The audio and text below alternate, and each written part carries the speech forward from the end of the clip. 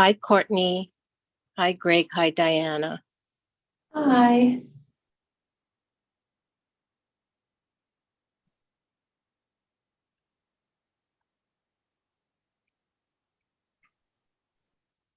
Hi, Roberta. How you been? Good.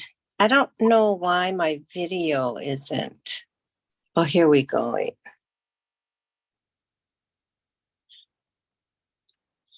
Yeah, I don't.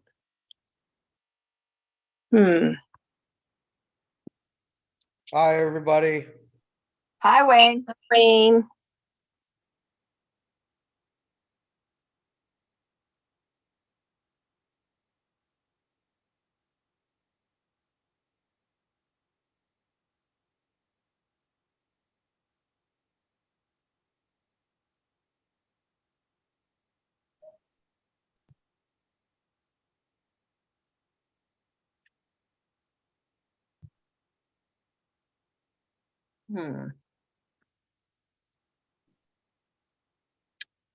Yeah, I put my video on, but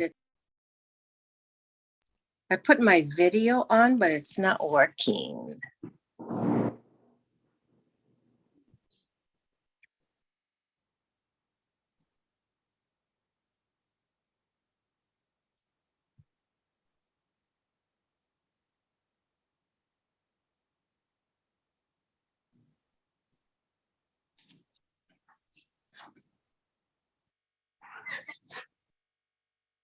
Oh, here we go.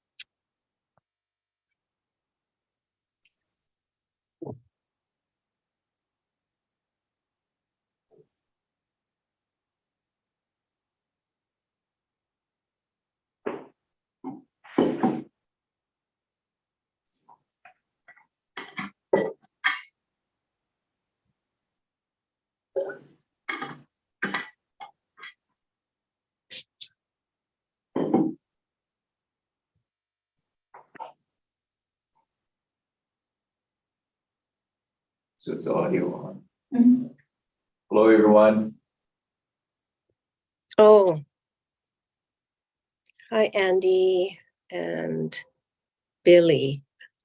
Okay, so we have quorum.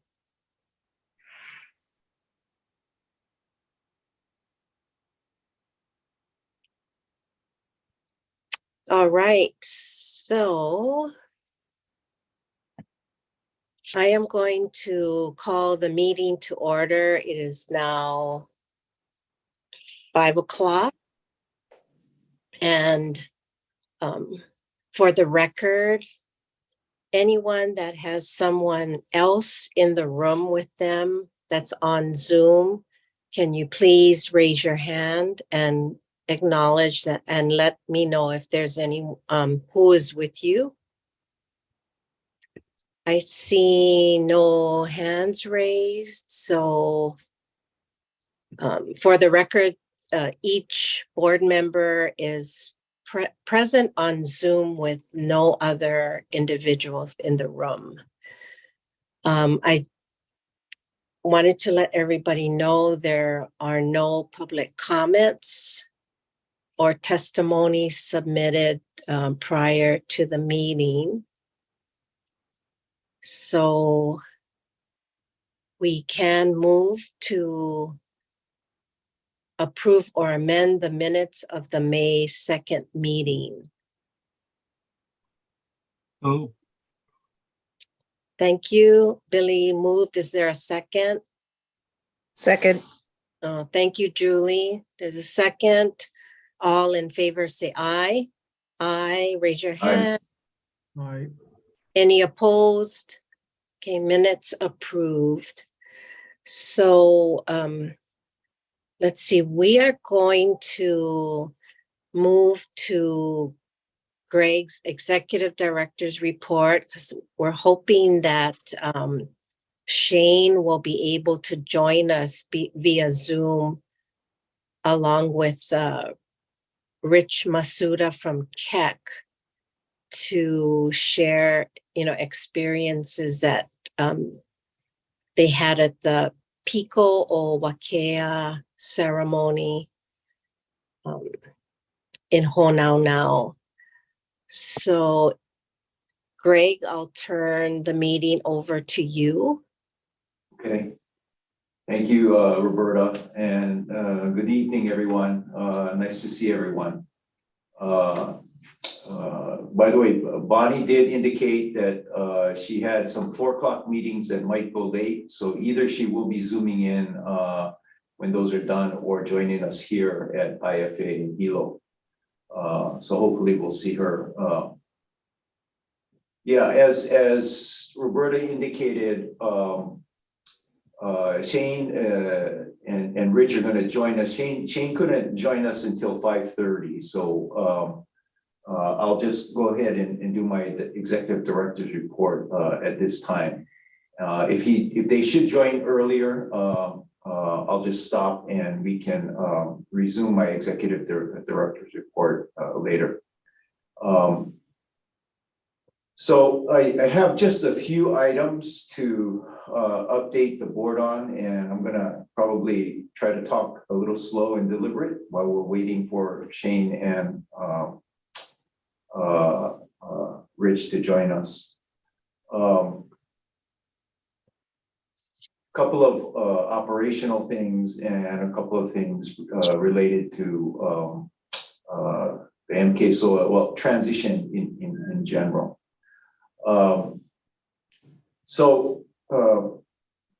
There's a project that we're presenting or sharing with you as part of my executive director's report tonight for your information only.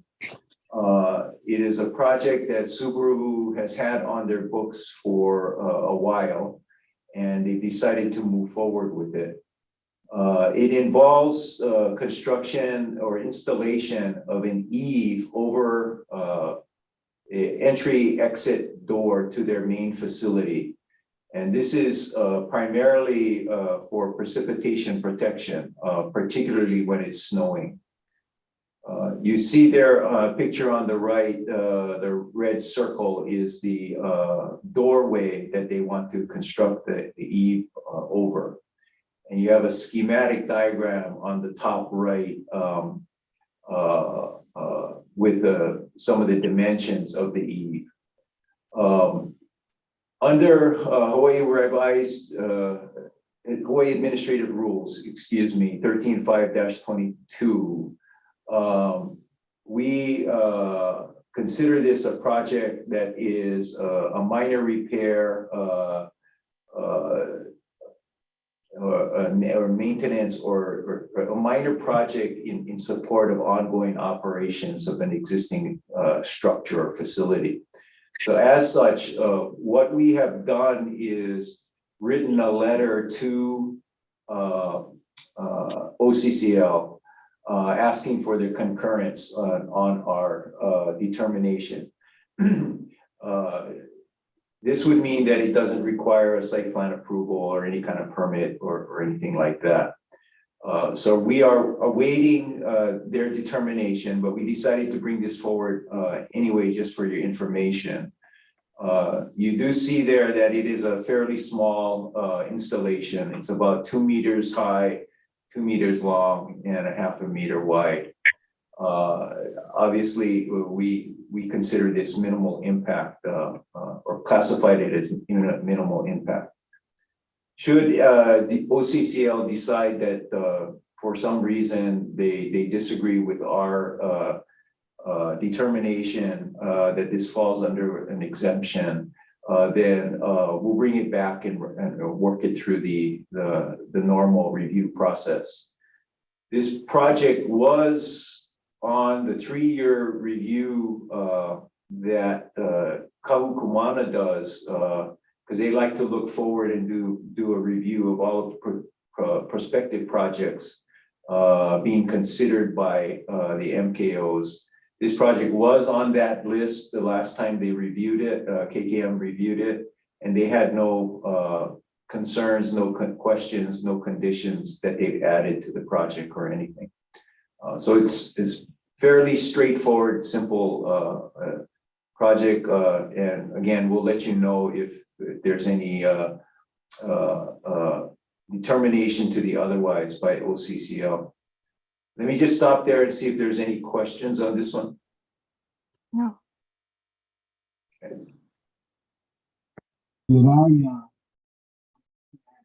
It comes out 2 meters Um, from the wall. oh, Billy, are you asking a question? Can't hear you. Yeah. I'm sorry. Okay. Let me Oh, you're on mute now, Billy. Is this better now? Yeah, much better. So it comes out basically almost 6 feet as an eave, so to speak. 2 meters, roughly.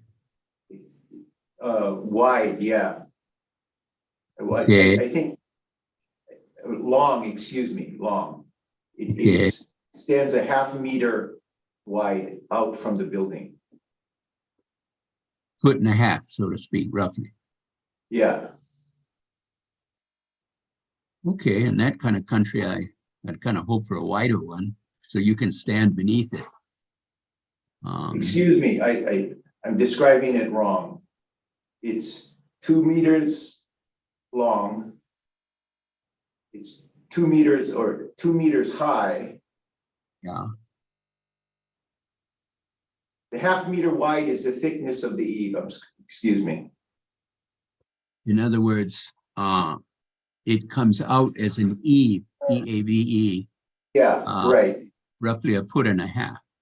Yes, it extends a ½ meter out from the building. I'm sorry. I see. Yeah. Yeah. Okay. Yeah, it does seem to be pretty small, but that's what they proposed. Yeah. Okay. I hope they're thinner, smaller people to tuck underneath a 1.5 feet eve, but it's their design and I got no problems on it. Okay. Thank you. Okay, I'm sorry. Any other questions? Okay.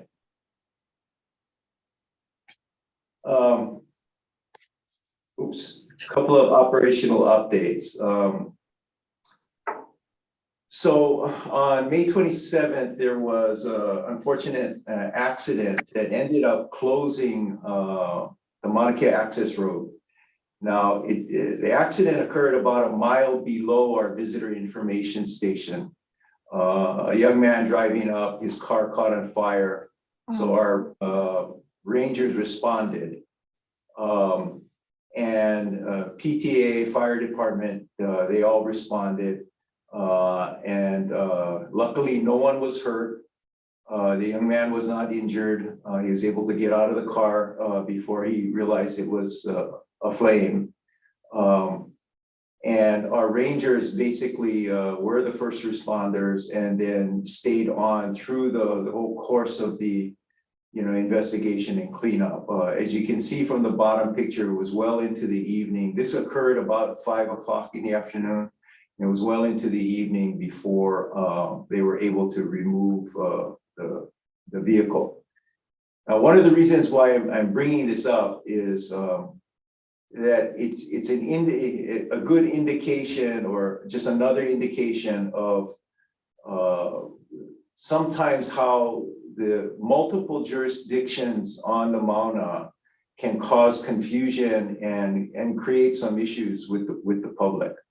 As you can imagine, the road had to be closed. And that meant people who were already at the visitor information station were stuck, as well as people wanting to come up, including some commercial tour operators. who were upset that the road was closed and that we hadn't notified people. Unfortunately, our rangers were mostly busy and tied up with helping respond to the situation. So that's why we had to make the determination to even close the road to the summit, even for people who were at the visitor information station already. We just didn't have the manpower to handle something like this. So we've reviewed, our procedures. Nahua has reviewed the procedures with our rangers. We did determine that we could have issued our road notice on a road closure notice on a more timely basis. So we're working on that. But at the end of the day, the cause of the issue was something that occurred not on our lands. And it just required, for safety reasons, the road having to be closed. And this is just one very small example of how the multiple jurisdictions sometimes can, for access, can sometimes cause confusion and some communication challenges with managing the Mauna. And as is typical, what that means is that Center for Maunakea Stewardship, is assessed the blame, if you will, for closing the road without adequate notice. It's not a big deal, but it's something, one of those kinds of things that I have spoken to Chair Komeiji of the authority specifically about this incident, but as an example of the kind of larger issues around jurisdiction that pop up from time to time. So he's well aware of the matter, and it will be important for them to since they actually are in a position of greater authority than us, be in a position to perhaps address this more directly. So I just wanted you folks to be aware of that, because it is something that I've already briefed Chair Komeiji on regarding in terms of what happened. In terms of transition in general, July 1st is right around the corner, and that is when officially the Maunakea Stewardship Oversight Authority comes into being as official state agency. They still do not have staffing. We continue to provide some limited support to them through Imiloa and through our offices. So they're not in a position to actually take over, but technically they become an official state agency on July 1st. As I have shared with you folks, one of the most important things on my agenda right now is really seeking to gain some clarification between the authority and UH around exactly what does it mean to jointly manage the Mauna during this transition period. Act 255 talks about both entities jointly managing, but it also talks about UH needing to retain its operational responsibilities during this period. It's a conversation that we need to have with the authority, but it's also a conversation that the authority needs to have amongst themselves, which they haven't had the opportunity to really sort of start to take up some of these more substantive matters. So Chair Komeiji is working to try to find a way for them to be able to have some quiet time, some private time as a board to begin discussing these sorts of things.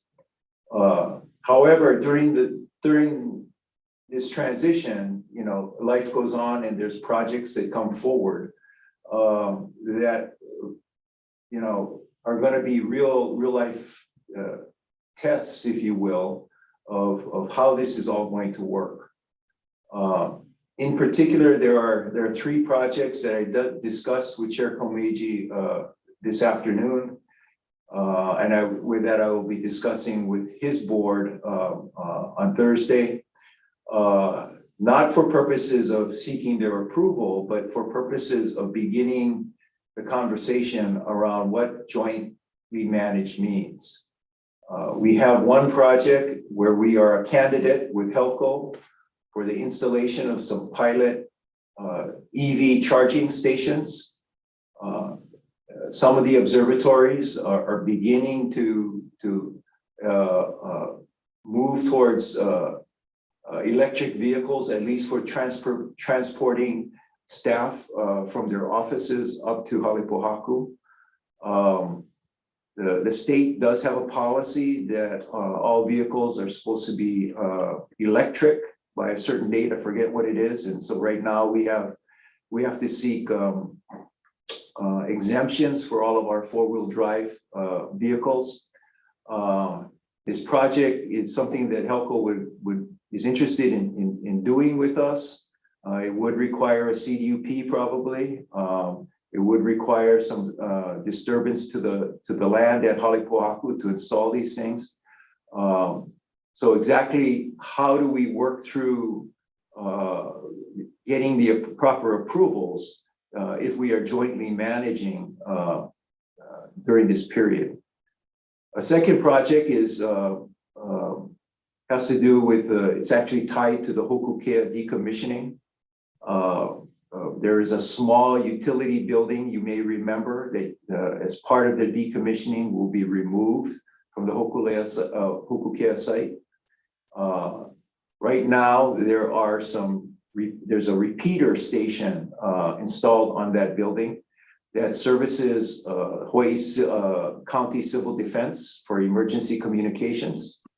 It also services the volunteer group of ham radio operators that kicks into gear during emergency situations as well. The proposal is to move those repeaters to the lunchroom. So there's a whole plan to do that. And it's an important project for the county. Exactly how MK-SOA wants to be a part of that process remains to be seen, because we will be, among other things, needing to enter into a new memorandum of agreement with the county about covering things like indemnification and who's responsible for maintenance and all of that sort of thing for this equipment. So does MK-SOA do they see themselves being needing to be part of that agreement, for example? It's not clear. Probably the most substantive project that I discussed with Chair Komeiji this afternoon, which isn't ready to bring forward yet, but we have to start planning for it now, is we are under requirement by Department of Health rules to remove our underground fuel storage tanks there at Halepohaku that service all of the observatories and our own heavy equipment. Both diesel and gas tanks that are currently underground have to be removed. The deadline for doing that by is July 2028. So we're beginning the process of doing the engineering studies and whatnot, or at least the preliminary engineering evaluations of what our options are. This will definitely require a conservation district use permit and some kind of operating agreement, probably with an entity who would be responsible for managing the tank. We're looking at kind of a different business model, if you will, for its operation. Exactly how MK-SOA wants to be a part of that whole process is also undecided. So these are the types of things that are coming forward that are going to be real tangible examples of the kinds of issues that we're going to have to work through.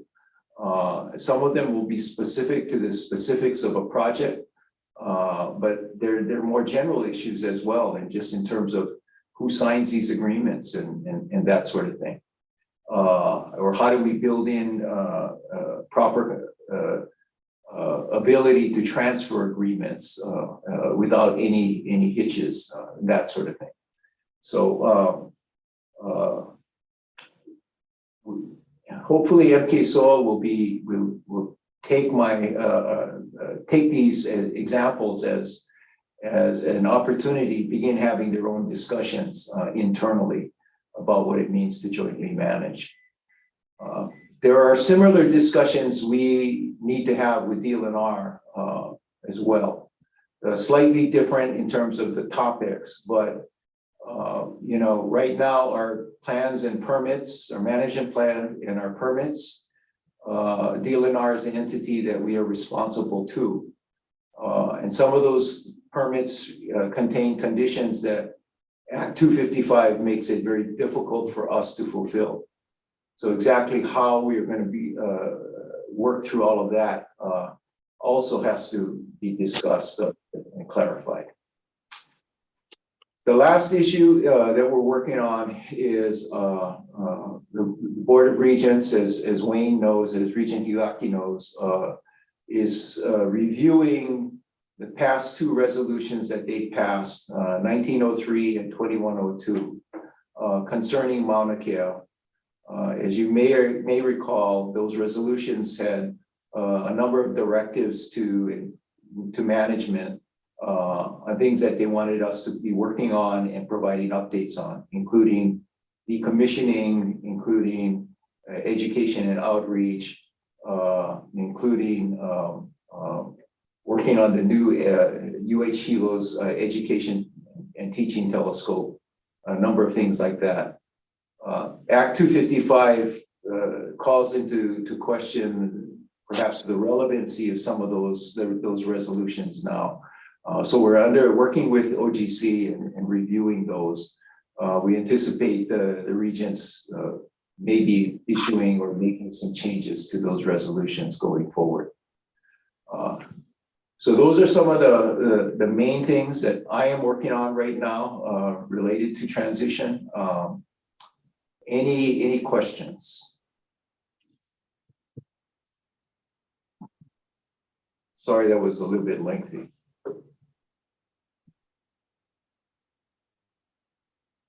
Andy? Yeah, you've raised three different issues there that you're trying to get clarity with MKSOA. Do you think that these will have similar solutions? Do you think they'll be dealt with in the same way, or are they three different things totally? I'm just interested in how you think this might turn out. I believe that anything that might have an impact on what they decide to do with their management plan and their master plan will probably be something that they would be more not just interested, but focused on wanting to be more a part of. That's my guess. Right. I think something like the repeaters is pretty straightforward. Something like the EV charging stations, I would think would be straightforward, but could be, I could be wrong because it does have an impact to the footprint at Halepohaku. And then certainly the underground storage tanks, you know, that has a lot of relevancy to the larger question that they have to consider, which is, or Act 255 asks them to come up with a framework for the future of astronomy on Mauna Kea.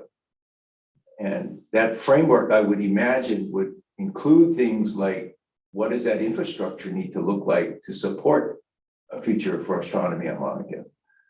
So I think there will be some differences, but I think if there's a way to sort of If I were to classify it, anything related to their potential future plans will probably be something that they're more very interested in weighing in on.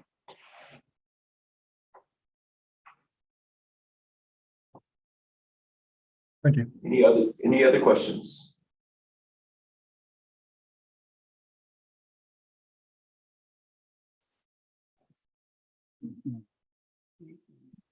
Yeah, I think Rich is in the waiting room. I just have one more slide. Let me finish this, and then we can move on.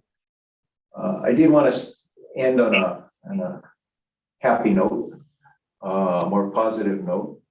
Some of you may have seen the Tribune Herald story this morning about Sienna Leigh Bentz. Sienna is a senior at Kamehameha Schools here in Hilo. She was a successful participant in the Maunakea Scholars Program. She wrote what I understood to be just a top-notch proposal and was awarded viewing time on KEC to do her research. Sienna has been, she was mentored by our own Doug Simons as part of her participation in the program. Sienna has been accepted to Yale to pursue her undergraduate degree in astronomy. And there was a special ceremony yesterday honoring Sienna. And in addition to that, with the MKO's support, not only of Maunakea scholars and the viewing time the students get, but also through their financial support, Sienna was awarded one of their Maunakea Scholars Hokuala Scholarship for $10,000. It's going to help her support, help pay for her tuition. I had a chance to talk to Doug this morning, and he was just so touched by how important and special this was to Sienna. If she goes through, completes all of her education, hopefully she'll come back and do her graduate work at IFA. She may become only the second Native Hawaiian to earn a PhD in astronomy. So we're very, very, very happy for her. And I'm especially grateful for Doug because he puts a lot of effort into this Maunakea Scholars Program. And he does a lot of work on an individual basis to support these students. So very, very nice story. And hopefully it's just the beginning of a more good stories to come from her. Andy, are you familiar at all with her research? No, I'm trying to remember. There were a couple of Maunakea scholars stories recently in which Germany was involved as well, but I can't remember exactly what this one is. All I know is that I didn't understand the newspaper story. The reporter tried to explain what she was researching. I didn't understand it. But Doug said she does. Yeah.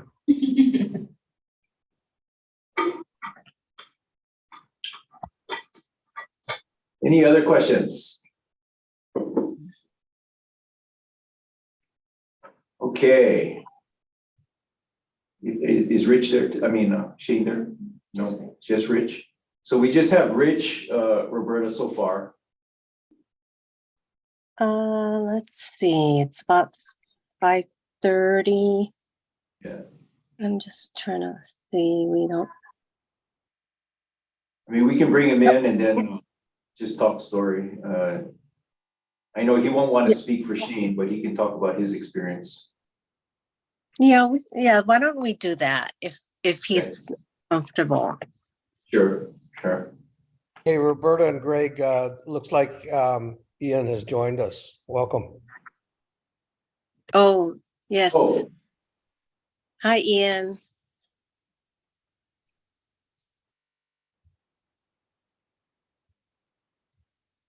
Hello, everybody. Hello. Oh, I was here for a little while, but I was hiding in the back. Okay, Rich has joined us. Hey, Rich. Aloha, everyone. So we're waiting for Shane. He has not signed in yet, but we're done with Greg's executive director's report, and we're just wondering if you wanted to talk Starry a little, or share some of your experiences from the ceremony. Sure, as Greg predicted, I don't really want to speak for Shane, so hopefully he'll join and he can kind of set the framework for what I'm about to share with you. But I'd be happy to share, my personal experience participating and kind of how it came to be. So how much time, I want to make sure I don't overuse the time. So how much time did you have planned for this, Roberta? You have as much as you need. Oh, okay. Okay. Yeah. Well, you can point at your watch or something if I'm going on a little too long. It was really an engaging experience. So I enjoy talking about it. So please let me know if I'm going on too long. Well, I first wanted to congratulate you on your interim director's position at Keck. Congratulations. Yeah, thank you. Just started, and looking forward to the opportunity and challenge of leading Keck while the board conducts a search for the next director. But thank you for mentioning that. Also, wanted to add my congratulations to Sianale Benz, and also the acknowledgement of Doug's tremendous efforts and mentoring and creating that program. We're really happy to hear that, and we're happy to hear that she got some of the data at Keck and all that stuff. So anyway, so let me start with the experience of so participating in this ceremony, which had to do with the spring equinox, called Piko Wakea at the Alealea Heiau down in Honaunau. And I think it would be good to maybe share a little bit about how it came to be that I and a few of my colleagues got to participate in this, which was really at the invitation of Shane Nelson, who you all know as, with the Kahukumauna.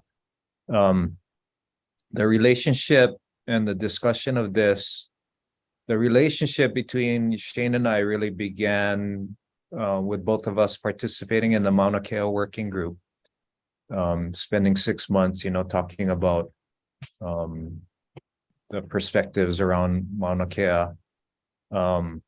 And then at some point in that getting to know each other, I invited him and a couple of other members of Kahukumauna, so Uilani Naipo and Wali Lau, to come and talk to a group of our Kama'aina Observatory employees in a program that's called Kama'aina Connections Program. It's a leadership development program for Kama'aina Observatory employees, so those born and raised in Hawaii. And the program is meant to develop leadership, accessing sort of the innate wisdom and knowledge of Kama'aina to help build bridges and help astronomy organizations sort of create better relationships with the community. That's the connections part of the program. Anyway, I invited Shane, Ui, and Wally to come and share community perspectives with this group. And somewhere in the conversation, I asked them to, please share anything else that you might want to, your mana'o with us. And I remember Shane said to me, and I said, please, be honest, and we'd be happy to hear any feedback you have. And one of the things he said was, you folks need to get out of your silo. And he said, actually, we all need to get out of our silos.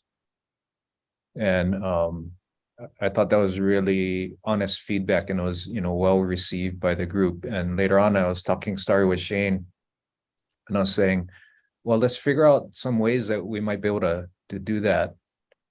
And then sometime later, he called me and he said, hey, I got an idea.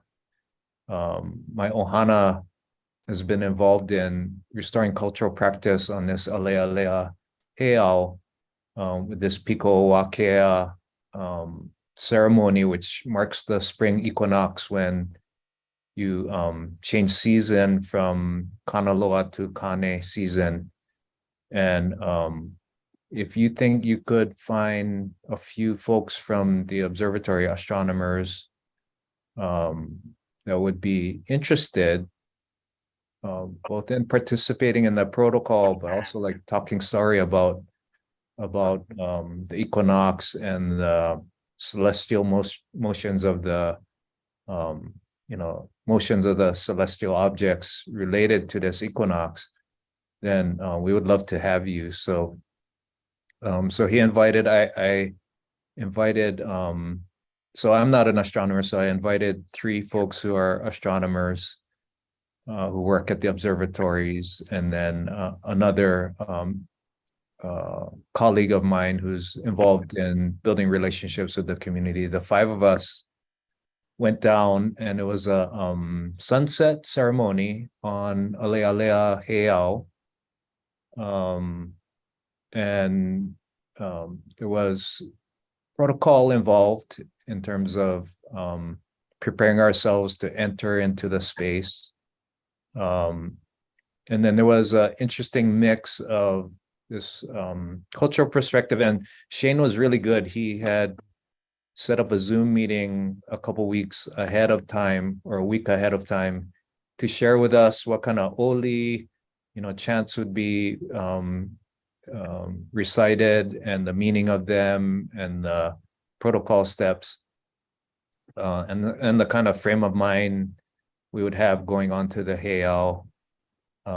So we were feeling fairly well prepared and comfortable going there, and they were very welcoming. The ohana was really welcoming of us. So we participated where we could with the oli, and then some we didn't have time to learn and so forth. But the thing that struck me was how Shane framed how our conduct should be on the heiau. And being kind of new to it, I was a little concerned it would be very prescriptive, and maybe I'd make a mistake and either embarrass myself or offend someone. But it was actually really simple. What he said was, first of all, when you enter the sacred space of the heiau, that you leave basically your troubles behind. You don't bring it into the space. So, if you're late on a bill, or you're had an argument with your kid or whatever, or your to-do list is getting to you at work, you leave those things outside. You don't bring them on. And then the other thing he said was that silence is really important to sort of tune into the energy. And so talking is allowed, but only to the extent that you need to talk. So it should be functional in nature, and not just kind of talking story for entertainment or whatever. Like, so if there's an instruction to please climb onto the heiau now, that would be fine to talk. But if it was talking about, hey, where are we going to go eat afterwards, that's not appropriate. And then the third thing was to just enter with a feeling of openness, so that you are open and willing to receive kind of the wisdom and energy and spirituality of the place. So you feel really connected. So it's really simple, the 3 things. And so after he explained that, I didn't feel as stressed out about like, am I going to make a mistake? Am I going to offend somebody or whatever? And it was a really cool experience. So we watched the sunset go down. And when you're looking out South Kona on to the west, and the place where the sun enters the water will change over the seasons. And at the equinox, kind of looking out from the heiau is right in the middle of your field of view, left to right of the ocean, the horizon at that point. And as he explained, during the wintertime, the sun enters more to the left-hand side, and during the summertime, the sun enters more into the right-hand side, and at the equinox, it's right in the middle. So they were trying to reestablish some markers that would help them, because in the old days, right, you didn't have your cell phone, so you would have to stand at a certain place on the heiau, look to the horizon, line up where you're standing with a marker, and when the sun enters the water, in alignment with that stone marker, then you know it's Piko Wakea, it's the equinox.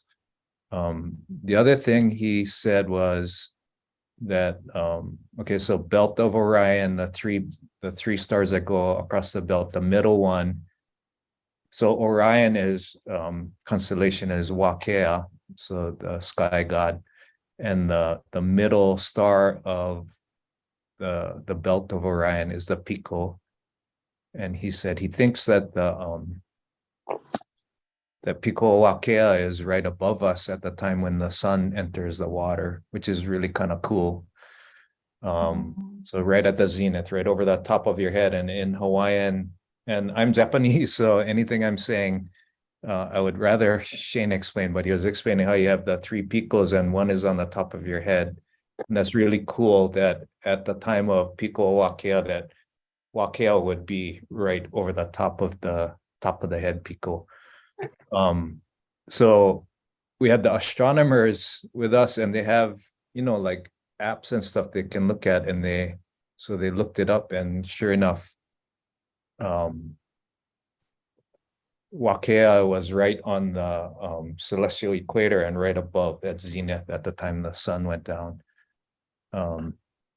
So it's really cool, and other special things happened, like there was a rainbow that appeared, which of course is also in alignment with the sun, because it's the sun that causes the rainbow and so forth. So it was just a really cool experience. And then we, after getting down off of the heiau, we went over to his house and talked story about his ohana's efforts to kind of try to explain more about that place, because again, sorry to speak for Shane, but he was saying the sort of the Pu'uhonua being described as a city of refuge is kind of a very oversimplified way of talking about it, and it's much more sophisticated and involved, and that he would enjoy receiving some collaboration and help on explaining some of these celestial motions at the national park, to get beyond sort of this oversimplified version. And so the astronomers in the group were more than happy to help, and I know they've been emailing each other to try and help and create some interpretive materials that could show the wisdom of the folks who are, the Hawaiians who had figured all this stuff out, and to try and recapture the knowledge. So I know those discussions are ongoing. I relayed the following at a Kahuku Mauna meeting that Shane had invited us to, is that, the kind of the three guidelines that Shane gave us about kind of leave all your complications of daily life behind before you go onto the heiau. Only talk when you need to, and then open yourself to receiving the wisdom and energy and spirituality of the place. I utilized those three concepts because about a week later, or maybe it was 2 weeks later, I took a group from this Kama'aina Connections program to go visit Lake Waiau. And before we ventured out on the hike out to there, and it was really beautiful. It was, there was still snow covering the ground at the time. I said, hey, before we go out there, I had just learned this way of approaching a kind of a sacred site. And Lake Waiau is a very sacred site as well. And so, and I have been out there a few times. I said, at the last part of the approach where you come over the ridge kind of, and then for the first time you see the lake, which is down below you. For those of you who have been out there, I said at that point, we're gonna follow this protocol. So when we get to that point, we're gonna pause and remind ourselves to leave any kind of complications or worries or strife behind, not carry it with us to the lake. We're going to only talk when we need to talk to keep each other safe, and to communicate, but not to, talk story. And then we're going to open ourselves up to receiving whatever wisdom and energy of that place, mostly in silence. And I thought that my experience doing that and going there, I had a very different experience than maybe prior times when I went out there more like on a recreational hike. So to me, it was a way to show reverence to the place in a meaningful way, not in a rules-based way, but more in a way that was more grounded and personal. And after we hiked back out, I kind of talked to the group and I said, how was your experience of that? Was that good? Was that weird? Well, how was that? And they all had reported that they felt it was a really, really respectful way to visit Lake Waiau, and meaningful personally to them, and they felt good about the way we conducted ourselves. So I shared that with Kahukumauna at Shane's invitation, because I felt like, I don't know, by sharing that story with more people and sharing with you today and things like that, that we can somehow start to adopt a way of thinking about being in these special places, and then not to be in a way that's like super rule based, or you're afraid you're going to mess up or whatever, but more like from a place of intention. And then there's so much more about what Shane taught us about, like the historical significance of that heiau and things, but I feel really funny talking about it without him here. So maybe I'll just stop there and just see if anybody wants to ask any questions. Thank you, Rich. I'm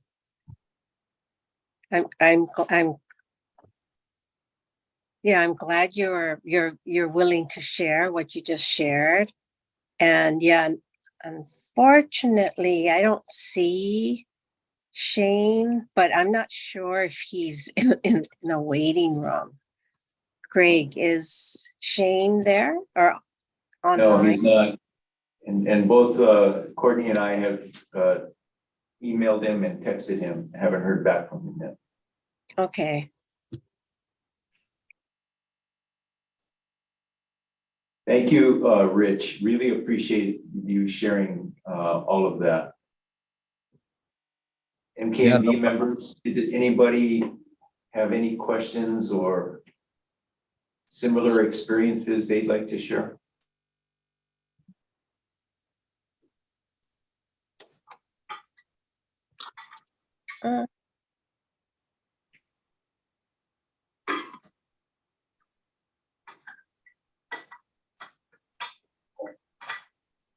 mean, for me, Shane, it was just listening to you talk about it, not Shane, but excuse me, Rich. Just listening you talk about it, I can see that the experience was happening on many levels for you. And having had similar experiences in some of my previous work, I can appreciate that. You know, but maybe more important than all of that is the fact that you were touched in a way, in my mind, you were touched in a way that you want to carry it forward, and now you're trying to utilize it with other groups and with other people. Because it is true from a cultural perspective, from a Hawaiian perspective, sort of how you enter a space is really, really important. What you're gonna experience and, you know, take away from it, what you're gonna learn from it. Yeah, and you know, I because Shane invited me, I kind of looked to him for guidance about how to share my experience and things like that. And what I hope to do, you know, if it's appropriate, is continue to share with the astronomy community to build sort of understanding, sensitivity. And like I said, it was a very moving experience and personal experience and very authentic. It wasn't forced in any way. I was not told what to feel or think, you know, it was what I felt or thought. And if we can kind of begin to have more of these kind of interactions and experiences and share them, I would hope that we can build more mutual understanding and respect. So I'm definitely up for sharing, as long as it's okay with Shane. And I know he was okay with me coming today to share with you. You didn't want to speak for you, and now you end up speaking for him. But yeah, I think it also shows that through relationships that we can begin to you know, get out of our silos, as Shane encouraged. So you know, that's something I think I know this whole group here online here is in the meeting has always been interested in doing, and you know, anything I can do to help encourage that. And it's also the kind of intentions that I'm hearing on the authority as we do get to know each other more is this idea of working together. So that also encourages me. No doubt, Greg, as you mentioned in your presentation, there's a ton of work and things to figure out and to get clear on. And I would say the relationship building that's happening on the authority, while it's hampered by you know, the rules and things and that we got to follow sometimes. You know, I'm not arguing against those rules, because I think that transparency is very important. Well, hard to meet and have these kind of discussions sometimes, but yeah, that the intention for that sort of trying to build mutual understanding and respect is there, I feel, and I'm encouraged about that. So yeah, just really thankful for the opportunity to be able to share with all of you today. So thank you. Thank you. Thank you.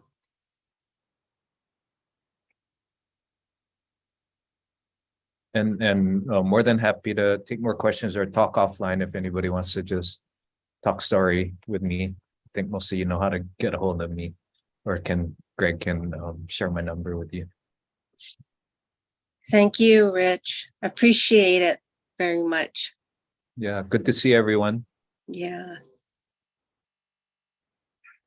Okay. Aloha. Aloha. See you, Rich. Thanks. Okay, bye-bye. Aloha. So I think,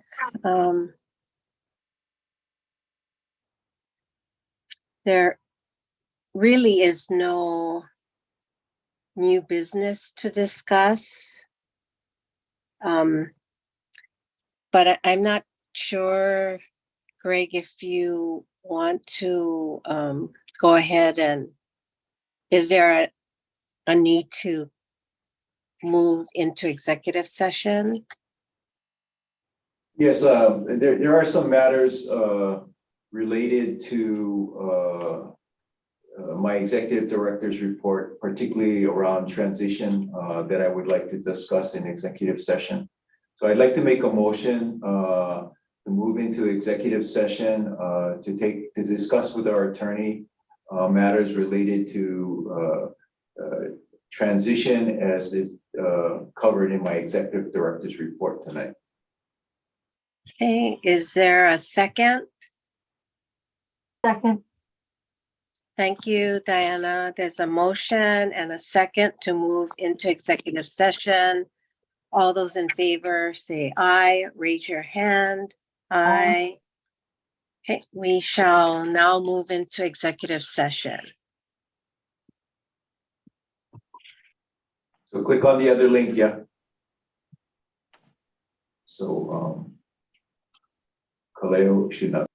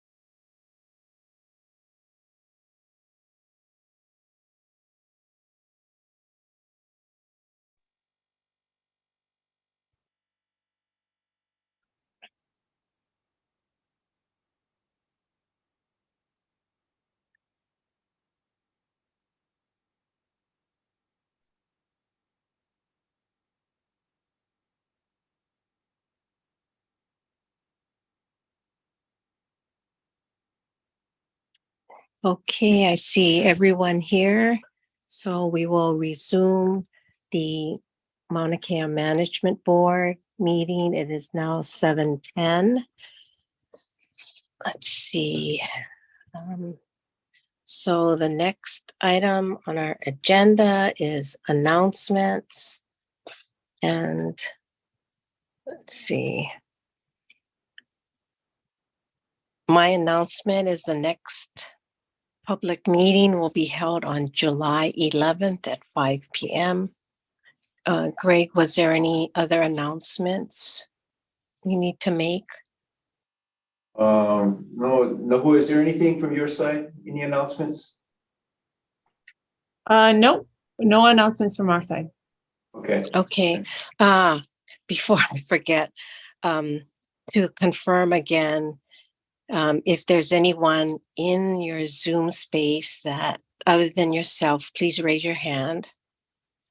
Seeing no one raising their hand, I'm confirming that the board members attending tonight's Zoom meeting or this reinstatement of the meeting are attending in person by themselves.